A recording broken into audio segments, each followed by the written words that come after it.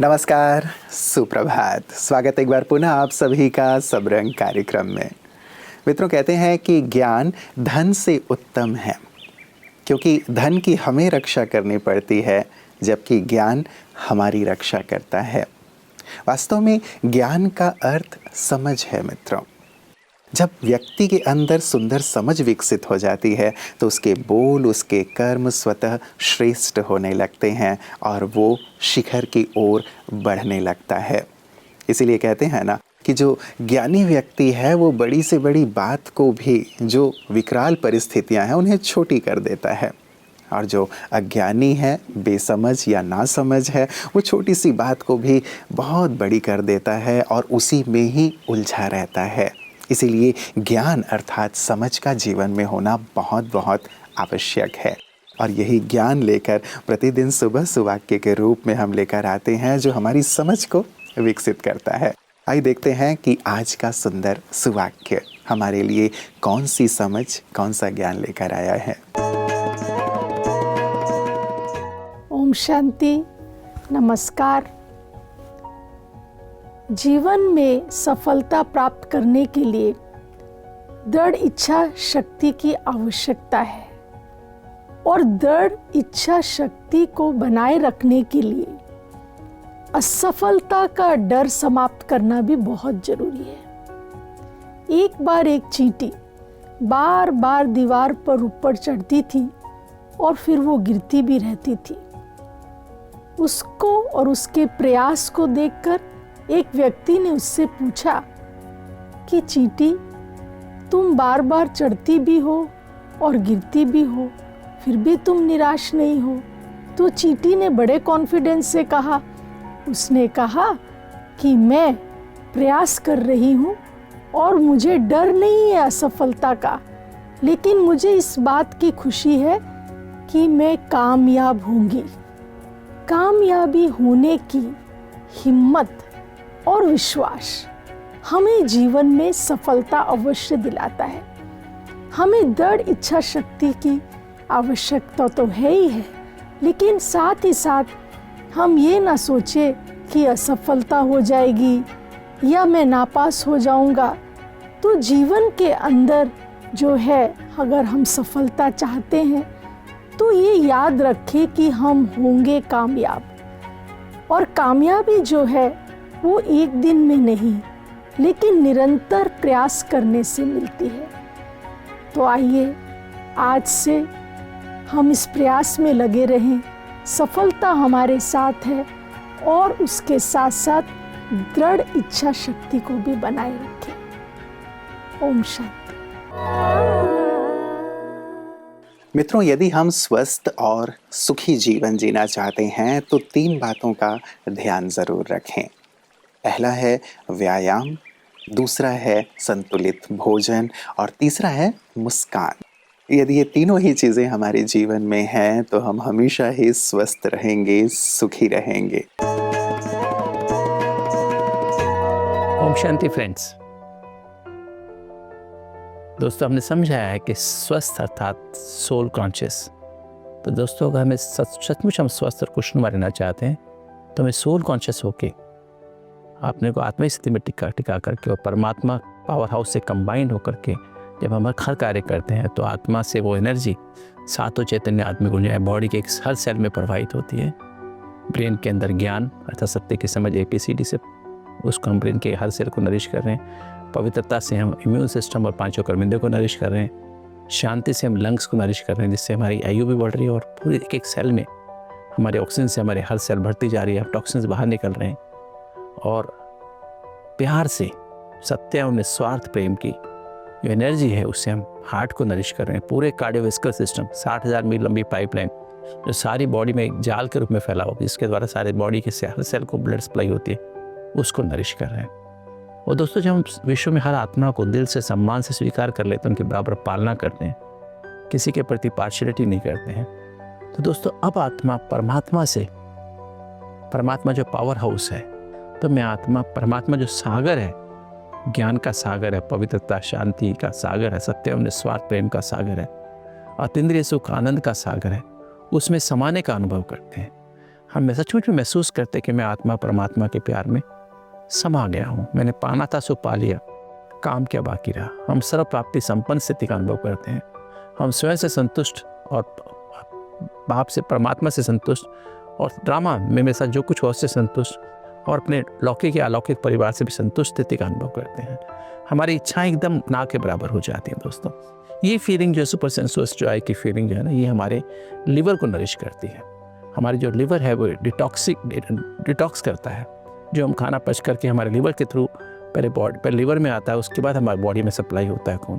तो दोस्तों ये जो है ना हमारे लिवर रतिंदे सुख एक विशेष एनर्जी है आत्मा की, जिससे लिवर का ठीक से काम करता है। इसलिए आज कमी है लोगों के पास, इससे आजकल फैटी लिवर डिजीज़ बढ़ती जा रही है दोस्तों। जिससे जितना अधिक खुशी, इससे भी खुशी जो फीलिंग आती है, हम सदा खुश रहना शुरू कर देते हैं। उससे हमारे आंतों के जो सिक्रीशंस हैं, हमारे स्टमक में जो खाने का पचना है, जोडिनम में जेजुनम माइलियम में जो खाने का एब्जॉर्प्शन है, खाने का पचना और एब्जॉर्प्शन है, पेनक्रियास का फंक्शन होता है जिसमें से जूस निकलते हैं, और बड़ी आंतों के द्वारा जो उसमें से मल पदार्थ आगे की मूवमेंट होती है, पूरे आंतों की जो हारमोनी वो खुशी से होती है। इसलिए कहा जाता है खुशी जैसी खुराक नहीं। दोस्तों याद रखें, जितना अधिक आप सबसे प्यार रखेंगे उतना अधिक आप परमात्मा से मिलन बना सकेंगे, अत्यंत सुख का अनुभव कर पाएंगे, खुशी का अनुभव कर पाएंगे।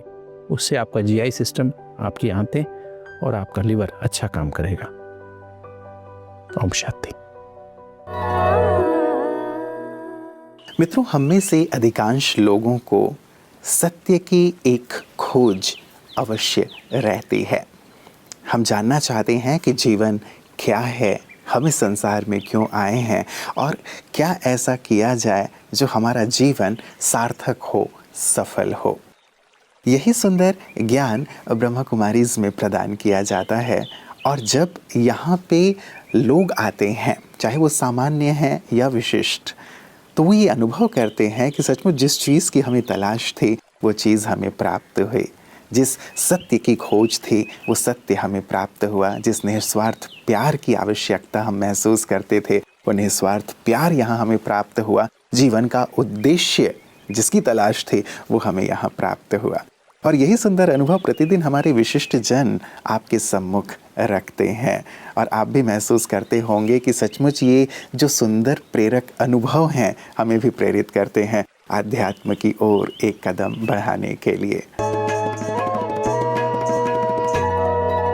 जीवन को व्यतीत कर रहे हैं। मैं बात करूंगी, आज आप माउंट आबू में हैं और योग रामदेव बाबा जिनके लिए जाने जाते हैं, और राजयोग जिसके लिए ब्रह्म कुमारी संस्थान हमारा विश्वविद्यालय जाना जाता है, और आयुर्वेद जिसके लिए आप हमारे आचार्य जाने जाते हैं। कैसे देखते हैं इन तीनों को? जो आध्यात्म की हमारी जो यात्रा है, चाहे कोई भी संस्थान, उनके जो नियम हैं, उनकी मर्यादाएं हैं, उनकी जो व्यवस्था है, उसमें भिन्नता नहीं है जी। क्योंकि ये जो यात्रा है, यह आत्म जागरण से राष्ट्र जागरण की यात्रा है। जो स्वयं चेतन नहीं है, उद्बुद्ध नहीं है, दूसरे को चेतन नहीं कर सकता है। तो राजयोग के माध्यम से, योग के माध्यम से, साधना के माध्यम से, ध्यान के माध्यम से ब्रह्म कुमारी संस्थान के द्वारा जो एक जन चेतना का जो कार्य हो रहा है, वो उसका परिणाम दिखता है। लोग हजारों की संख्या में यहाँ आ रहे हैं, लाखों की संख्या में देश दुनिया में लोग जुड़ रहे हैं जी। क्योंकि वह कहीं ना कहीं उस अंतर की यात्रा से वो विमुख हो गए थे। तो उसका जोड़ने का कार्य यहाँ हो रहा है। और इसी तरह से श्रद्धेय स्वामी जी हमारे द्वारा वही हमारी योग और आयुर्वेद के मूल को भूल चुके थे, तो उसी यात्रा में जोड़ने का काम पतंजलि के माध्यम से हो रहा है। इसीलिए जैसे आज मैं यहाँ पर आया, यूँ तो मैं प्रथम बार स्थूल रूप से आया हूँ, जबकि ब्रह्म कुमारी संस्थान से जुड़े हुए हजारों भाई बहन आज तक हमसे मिल चुके हैं। और यहाँ आने पर भी जितने भाई बहन यहाँ आए हुए थे, आज भी जो कार्यक्रम था जी, हमारा आना तो बाद में निश्चित हुआ, पर उसमें से हजारों भाई बहन पतंजलि से जुड़े हुए हैं पहले से जी। वो पतंजलि संस्थान में भी जाते हैं। इसलिए हमने कहा कि जो अच्छे कार्य हैं, क्योंकि हमारी मूल में जो हमारी मान्यताएं हैं, जो उस मान्यताओं के जो बेस के अंदर जो मूलभूत आधार हैं, उसमें भिन्नता नहीं है जी। शब्द तो वही हैं।